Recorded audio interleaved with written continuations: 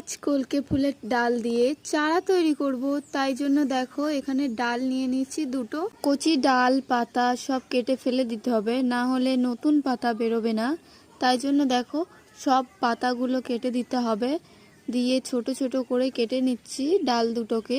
এই প্রথমবার গাছের আপডেট দিচ্ছি, এরকম ভিডিও আসতে চলেছে, তাই বলি সাবস্ক্রাইব করে রাখো। দেখো এরকম তেকোনা করে কেটে নেবে আমার মতো। দুটো ডাল দিয়ে আমি 5খানা কাটিং তৈরি করে নিলাম।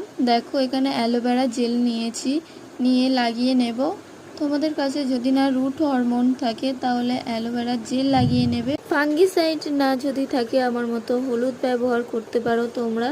একে একে হলুদ লাগিয়ে রোপণ করে দিলাম। কাটা অংশগুলোকে হলুদ লাগিয়ে দিতে হবে, তারপরেই জল দিয়ে ছায়াযুক্ত জায়গায় রেখে দিতে হবে কয়েকদিনের জন্য।